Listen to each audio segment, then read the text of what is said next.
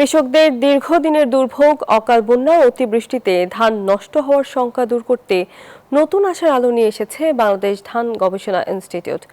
গবেষকদের উদ্ভাবিত আগাম বন্যা ও হঠাৎ ঠান্ডার ক্ষতি ঠেকাতে স্বল্পমেয়াদী এই ঠান্ডা সহিষ্ণু নতুন জাত ব্রি ধান 118 প্রচলিত সময়ের আগেই রোপণ ও আগাম ঘরে তোলা সম্ভব হবে জানান সংশ্লিষ্টরা।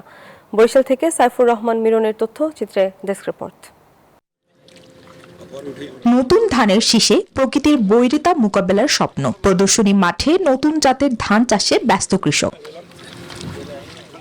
জলবায়ু পরিবর্তনের প্রভাব, আগাম বন্যা ও হঠাৎ ঠান্ডার ক্ষতি ঠেকাতে স্বল্পমেয়াদী ও ঠান্ডা সহিষ্ণু নতুন জাতের ধান উদ্ভাবন করেছে বাংলাদেশ ধান গবেষণা ইনস্টিটিউটের বিজ্ঞানীরা। নাম দেয়া হয়েছে ব্রি ধান 118।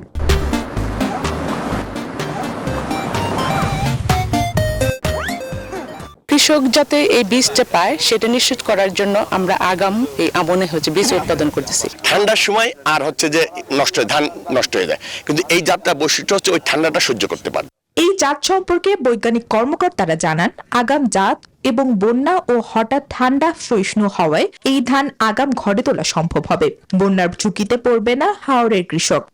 এই বীজটা যদি আমরা কৃষকের হাতে আগাম পৌঁছে দিতে পারি সামনে বড় মৌসুমের আগে, এটা অক্টোবর মাসে রোপণ করলে, অক্টোবর মাসের শেষ সপ্তাহে রোপণ করলে কিংবা নভেম্বরের 1 তারিখে রোপণ করলে আমরা সেটা এপ্রিলের ফার্স্ট উইকের মধ্যেই হাওর অঞ্চলে ফসল কর্তন করতে পারব। বরিশাল অঞ্চলে 3 হেক্টর জমিতে নতুন জাতের ধান রোপণ করা হয়েছে, যা থেকে 10 টন বীজ উৎপাদন হবে বলে আশা সংশ্লিষ্টদের। Desk report, news 24।